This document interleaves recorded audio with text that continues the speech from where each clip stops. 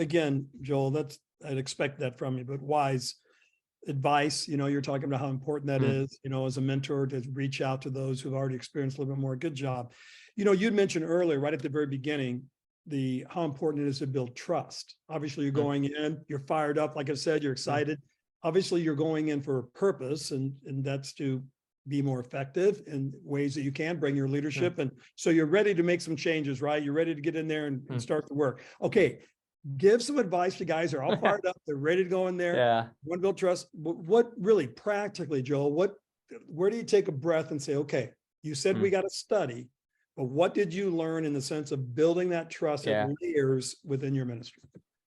Yeah, that's great. One, clarity with the people hiring you is so crucial to say, like you just said, like it is going to take six months. That was my exact language. It's going to take 6 months minimum for me to build trust with this team.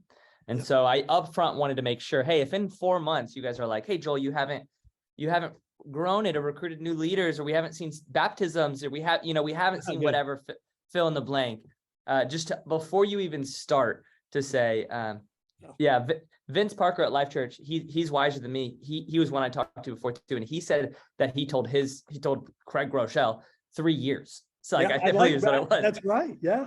Yeah. And so I think I went in after the assessment knowing that there was a little bit with the place we were at. It's again a specific context.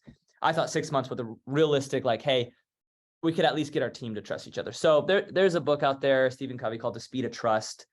You've probably all read it, and it's just your team is going to move at the speed that they trust each other. So if your leadership or whoever's hiring you can't understand that the investment in building a trustworthy team is actually going to help down the road, long term, the speed go faster, then you might be setting yourself up to fail in that environment. But you would have to be clear when you talk with them. So, okay, Joe, hold on. Listen, let's say a young guy's going in.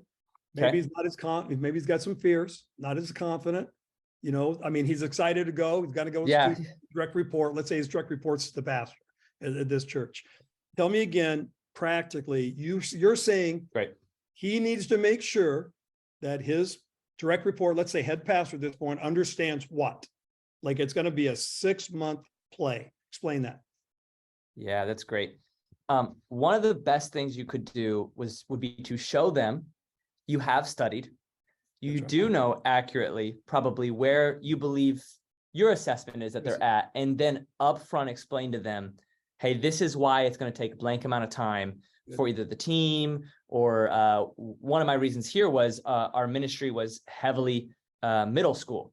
And so I still, our numbers are heavily middle school based because I've explained it's going to take 4 years to build up into a healthy high school thriving ministry. And so I would say clarity is huge just on that. So assessing it, showing them that you understand the assessment, and then explaining up front, even just some time frame. So you don't have to do this. Here's one thing I did.